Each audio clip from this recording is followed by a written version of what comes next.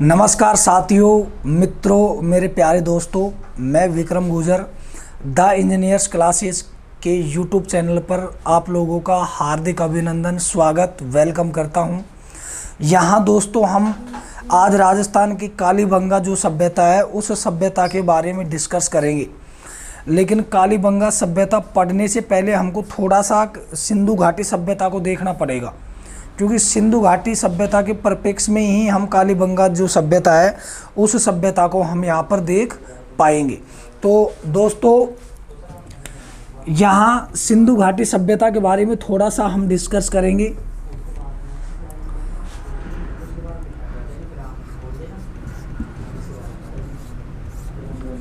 सिंधु घाटी सभ्यता, सिंधु घाटी सभ्यता को हड़प्पा सभ्यता भी कहा जाता है, क्योंकि इसमें सबसे पहले जो खोजा गया स्थान था वो था हड़प्पा, इसलिए इस सभ्यता को हड़प्पा सभ्यता भी कहा जाता है। इस सभ्यता में सर्वाधिक कांसे का प्रयोग किया गया था, इसलिए इसको कांस्य युगीन सभ्यता भी कहा जाता है। सिंधु घाटी जो सभ्यता थी ये 3 देशों में फैली हुई थी। कितने देशों में फैली हुई थी? 3 देशों में फैली हुई थी। Number 1 Bharat, number 2 Pakistan, number 3 Afghanistan. इन 3 देशों में फैली हुई थी कौन सी सभ्यता? सिंधु घाटी सभ्यता। सर्वाधिक स्थान सिंधु घाटी सभ्यता के कहाँ से मिले हैं? भारत से। सिंधु घाटी सभ्यता के सर्वाधिक स्थान कहाँ से मिले हैं? भारत से। जबकि सबसे कम कहाँ से मिले हैं? अफगानिस्तान से। सबसे कम कहाँ से मिले हैं? अफगानिस्तान से। और अफगानिस्तान से मित्रों हमको मात्र 2 ही स्थान मिले थे। उनमें से नंबर 1 था सोर्तुगोई,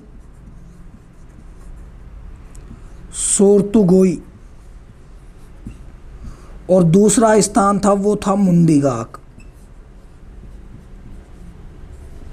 ये 2 स्थान मिले हमको मात्र अफगानिस्तान से। कई बार पूछ लेता है कि सबसे कम कहाँ से मिले हैं? अफगानिस्तान से। एक तो सोर्तुगोई, एक मुंडीगाक।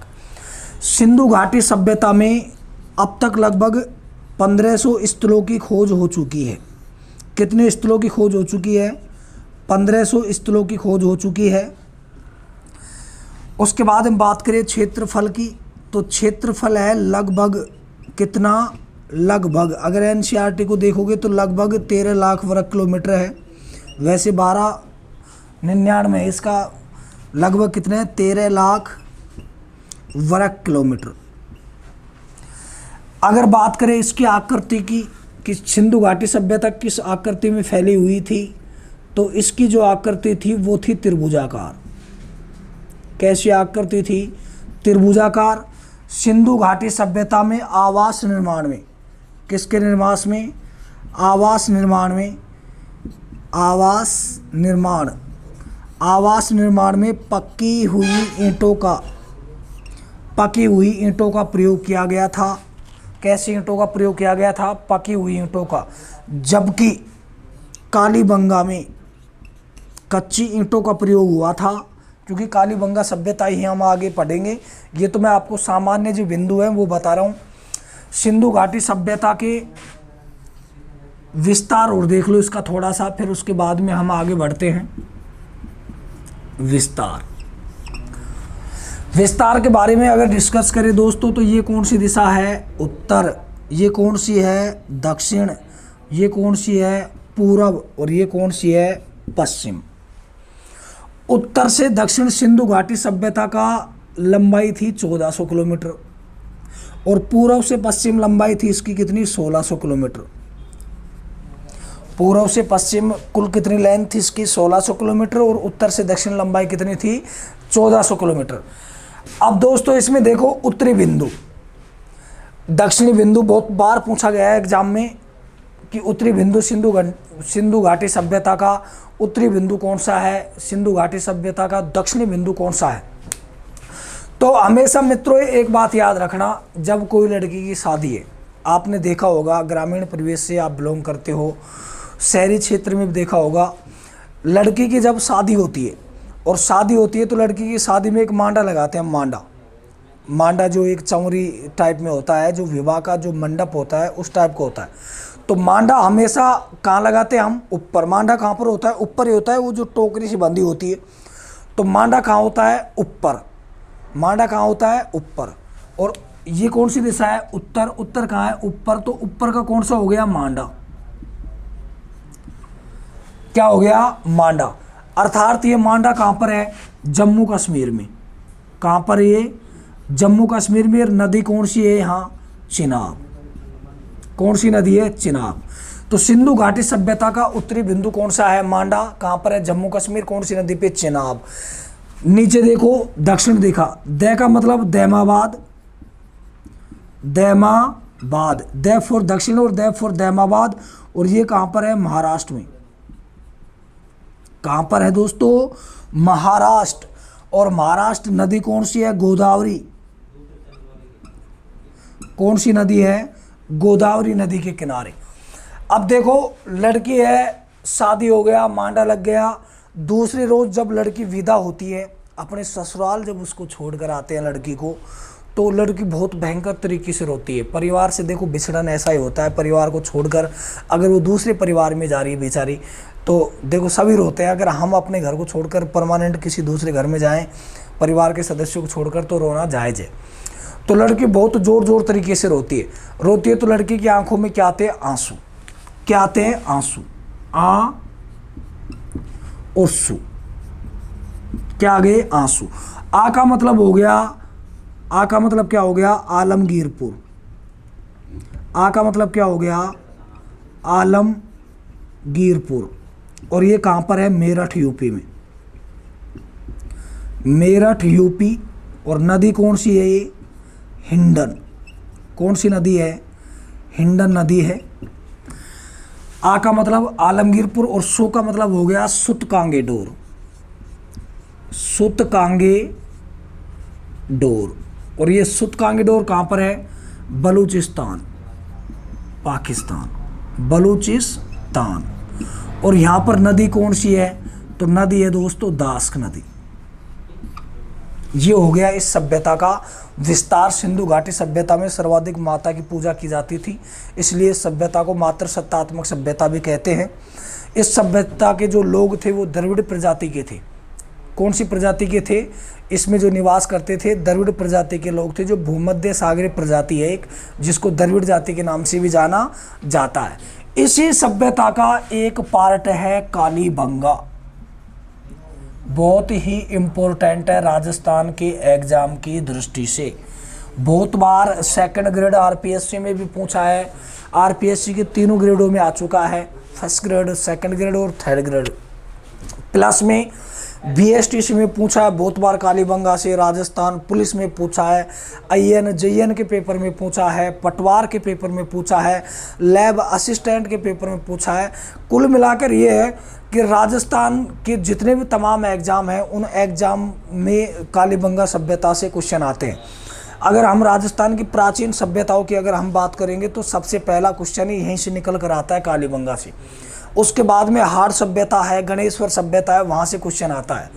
तो राजस्थान की प्राचीन सभ्यताओं को हम यहाँ पर स्टार्ट करते हुए कौन सी सभ्यता स्टार्ट करेंगे?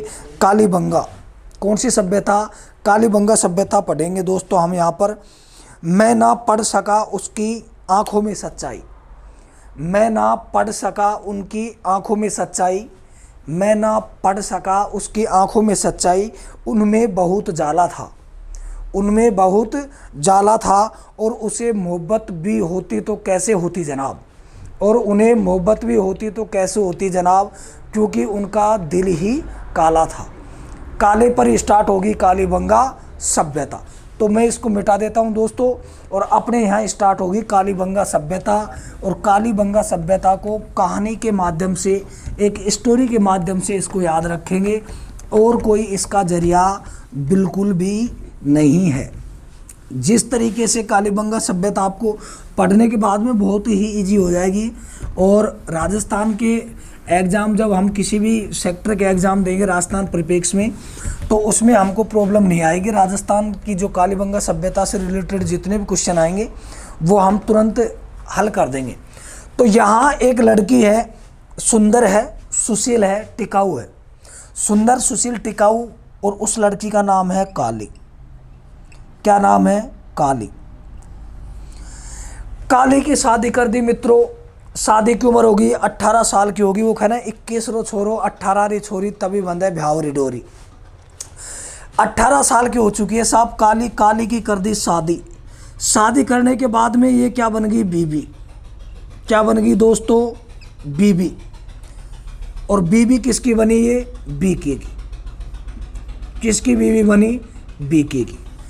काली की शादी हो गई, काली बन गई बीबी, और बीबी किसकी बन गई? बीके की। अर्थात बीके की बीबी कौन है? काली। काली किसकी बीबी है? बीके की।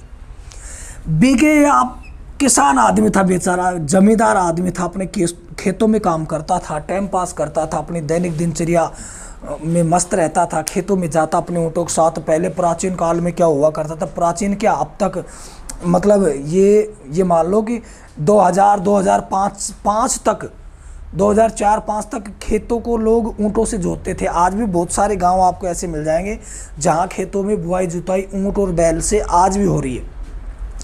तो ये बीके क्या करता था बेचारा? अपने खेतों में काम करता था अपने ऊँट के साथ।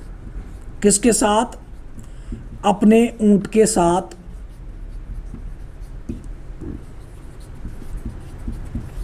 खेतों में काम करता था।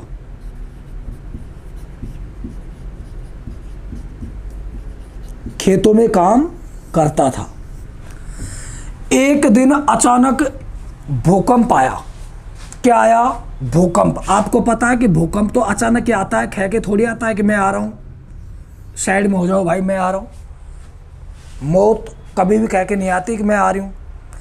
ऐसे ही भूकंप आता है, कभी भी कह के नहीं आता है कि मैं आ रहा हूँ। तो अचानक एक दिन क्या आया? भूकंप। भूकंप आया तो ज़मीन फटी, आधी ज़मीन इधर आधी ज़मीन इधर, बीच से निकली आग। क्या निकली? आग। क्या निकली? आग। इस आग में बीके जल गया। बीके जल गया। एक बार और देखो मित्रों, काली बीबी है किसकी? बीके की। काली किसकी बीबी है? बीके की। बीके अपने ऊँट के साथ में, किसके साथ में? ऊँट के साथ में खेतों में क्या करता है? काम। एक दिन अचानक क्या आया? भूकंप। क्या आया? भूकंप। उस भूकंप में जमीन फटी, आधी इधर आधी इधर, बीच से क्या निकली? आग। उस आग में कौन जला? बीके। उस आग में बीके जल गया। अब इसको तुरंत उठाकर शल्य डॉक्टर के पास लेके गए। किसके पास लेके गए? शल्य डॉक्टर के पास। लेकिन तब तक बीके मर चुका था। तब तक वो मर चुका था। इस बात का पता लगता है काली को। किसको लगता है? काली को पता लगता है इस बात का। अब काली क्या करती है? रोते रोते। कैसे? रोते रोते अपनी चूड़ियाँ फोड़ती है। आपको पता है पत्नी रोते रोते अपने पति की जब मृत्यु हो जाती है तो पत्नी रोते रोते चूड़ियों को फोड़ती है। तो काली रोते रोते क्या करती है? चूड़ियाँ फोड़ती है। हे भगवान, तूने ये मेरे साथ क्या कर दिया? अभी मेरी उम्र ही क्या है? 20-22 साल की हूँ, और इस उम्र में आपने मेरे साथ इतना बहुत बड़ा अन्याय कर दिया। मैं ज़िंदगी भर किसके साथ रहूँगी? बहुत बुरा हाल हो गया। रोते रोते बार बार बेहोश हो जाए, पानी के छींटे डाले होश में लाने के लिए, लेकिन होश में आए फिर बेहोश हो जाए। गांव वाले समझा रहे हैं। गांव वालों ने कहा कि देख भाई काली, बात ऐसी है, मृत्यु अटल है, निश्चित है, सत्य है, हर आदमी की होनी है, हर आदमी की आनी है। लेकिन अगर तू अपने पति से इतना प्रेम करती है तो इसकी आत्मा को शांति मिल जाए, इसकी आत्मा भटके नहीं, इसकी आत्मा की शांति के लिए हवन कुंड करवा। हवन कुंड व यज्ञ कुंड। हवन कुंड, यज्ञ कुंड, पूजा पाठ करवा, जिससे इसकी आत्मा को शांति मिल जाए।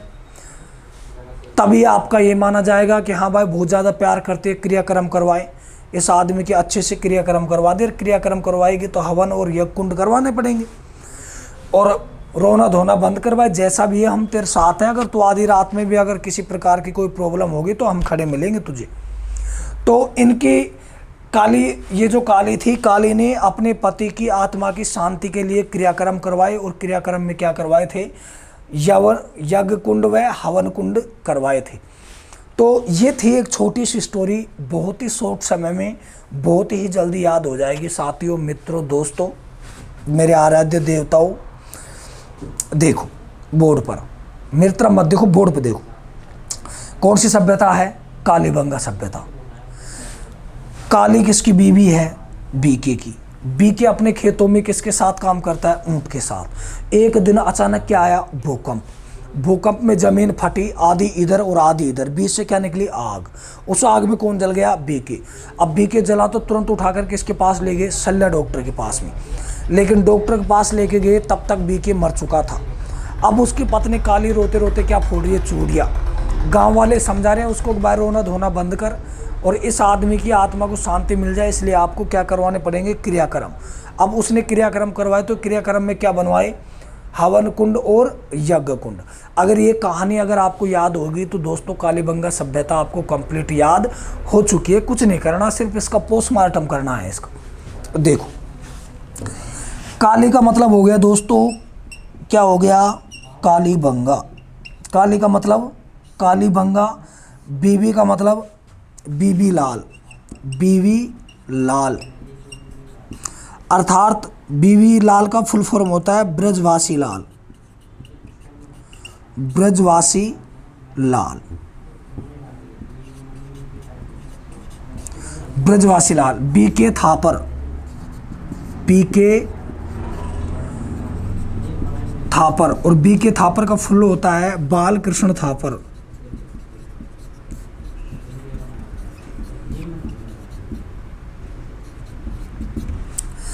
बीबी लाल अर्थात ब्रजवासी लाल, बीके थापर, ये दोनों क्या हैं, उत्खनन करता।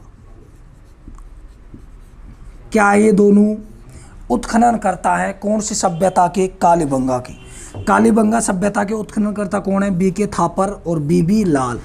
कब किया इन्होंने उत्खनन, 1961 से और 1969 तक इन्होंने क्या किया था, उत्खनन किया था। जबकि कालीबंगा सभ्यता का जो खोज करता था,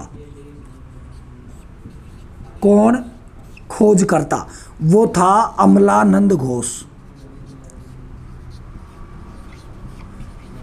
खोज किसने की थी, अमलानंद घोष ने की थी 1952 में, 1952 में। कालीबंगा सभ्यता की खोज किसने की, अमलानंद घोष ने। कब की, 1952 में।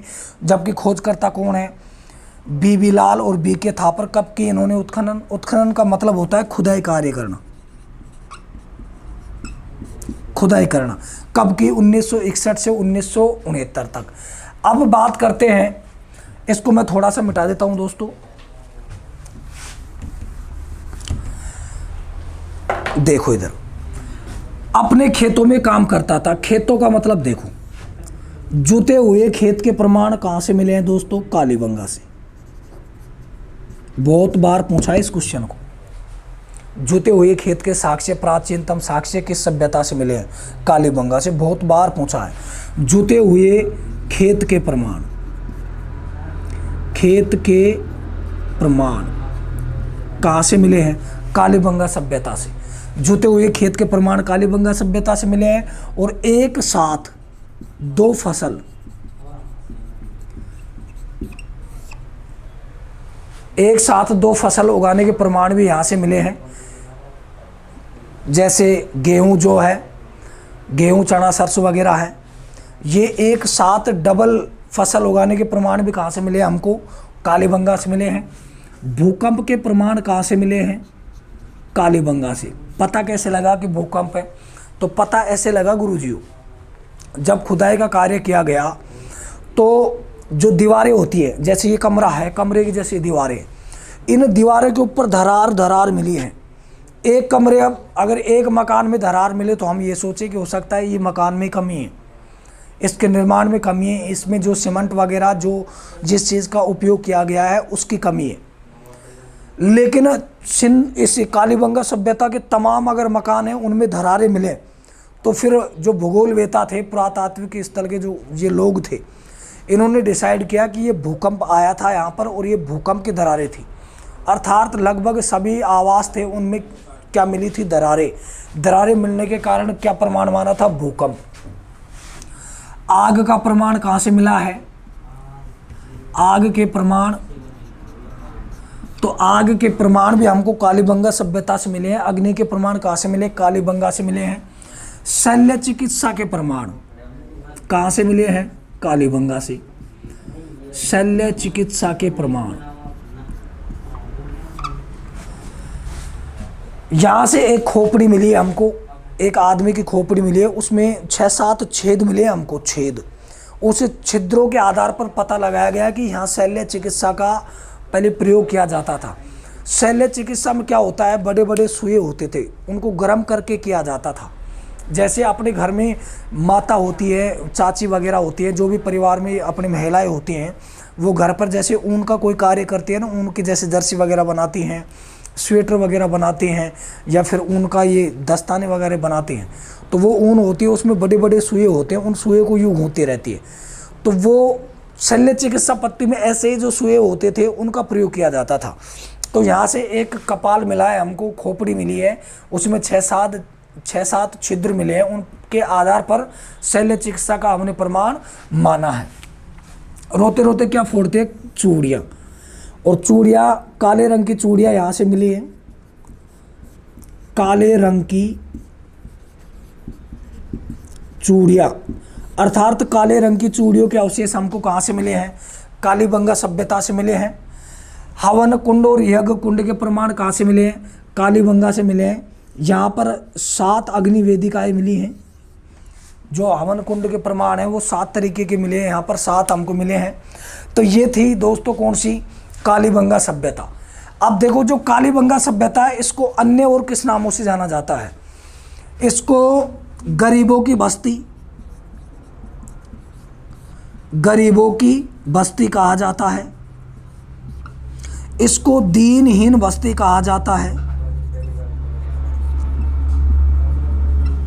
कौन सी बस्ती कहा जाता है, दीनहीन बस्ती, गरीबों की बस्ती। क्यों कहा जाता है दीनहीन बस्ती या गरीबों की बस्ती, तो वो इसलिए कहा जाता है मित्रों, क्योंकि सिंधु घाटी सभ्यता का एकमात्र सभ्यता स्थान था ये, यह सिंधु घाटी सभ्यता का एकमात्र स्थान था ये जहां आवास निर्माण में कच्ची ईंटों का प्रयोग हुआ है।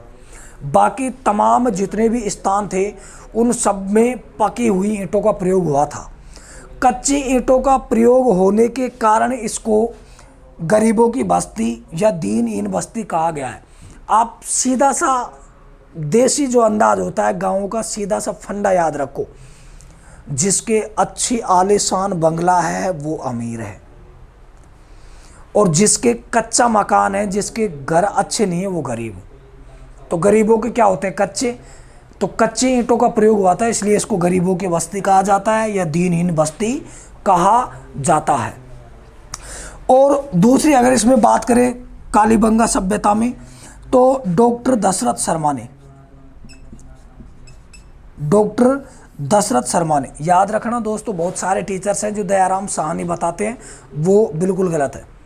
यहाँ डॉक्टर दशरथ शर्मा ने सिंधु घाटी सभ्यता को कालीबंगा की, डॉक्टर दशरथ शर्मा ने कालीबंगा सभ्यता को सिंधु घाटी सभ्यता की तीसरी राजधानी कहा था।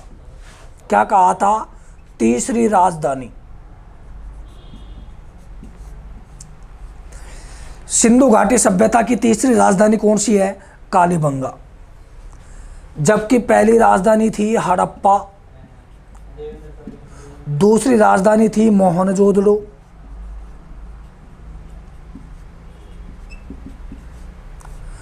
तीसरी राजधानी कौन सी है, कालीबंगा। ये जुड़वा साम्राज्य की राजधानी है। हड़प्पा व मोहनजोदड़ो को जुड़वा साम्राज्य की राजधानी कहा जाता है। जबकि तीसरी, ये देखो एक मिनट, हड़प्पा और मोहनजोदड़ो जो सभ्यता है इनको राजधानी कहा था पिग्गट नामक इतिहासकार ने। किसने कहा था, पिग्गट ने। जबकि कालीबंगा को तीसरी राजधानी किसने कहा था, डॉक्टर दशरथ शर्मा ने। यहाँ एक बात और याद रखना, यहाँ कालीबंगा जो सभ्यता है, इस सभ्यता में सड़कें प्राय समकोण पर काटती थी, इस तरीके से काटती थी सड़कें, एक सड़क दूसरी सड़क को समकोण पे काटती थी। जाल पद्धति की नालियां थी, यहाँ पर नालियां। एक बात और याद रखना दोस्तों, ये जो नालियां बनी हुई थी ये लकड़ी की बनी हुई थी, अर्थात हमको लकड़ी की बनी हुई नालियां कहाँ से मिली हैं? कालीबंगा से। सबसे प्राचीन, विश्व की सबसे प्राचीन लकड़ी की बनी नालियां कहाँ से मिली है? तो वो हमको कहाँ से मिली है? कालीबंगा सभ्यता से मिली है। अच्छा, उसके बाद में सिंधु घाटी की जो सभ्यता है उसमें सड़कें प्राय समकोण पर काटती हैं। यह जो सभ्यता थी, इस सभ्यता में जो मकान थे, कालीबंगा सभ्यता के जो आवास थे या मकान थे, उनका जो मुख्य गेट था वो मुख्य सड़क की ओर न खुलकर पीछे की तरफ गली की ओर तरफ खुला करते थे। अर्थात कालीबंगा सभ्यता के मकानों के जो गेट थे वो मुख्य सड़क की ओर न खुलकर पीछे गली की ओर खुलते थे। सड़कें प्राय समकोण पर काटती थी। नालियाँ कैसी बनी हुई थी? लकड़ी की नालियाँ बनी हुई थी, प्राचीन लकड़ी की नालियाँ बनी हुई थी। तो ये सभ्यता कौन सी थी दोस्तों? कालीबंगा सभ्यता थी। कालीबंगा सभ्यता में कच्ची ईंटों का प्रयोग किया गया था। ईंटों का साइज कैसा था? 4:2:1। ईंटें किस साइज में थी? लंबाई चौड़ाई ऊंचाई 4:2:1 साइज में क्या थी? ईंटें थी। और इस सभ्यता में कुछ माता की मूर्तियाँ भी वो सिक्के वगैरह मिले हैं, इसलिए इस सभ्यता को, कालीबंगा को हम मात्र सत्तात्मक सभ्यता की उपमा दे सकते हैं।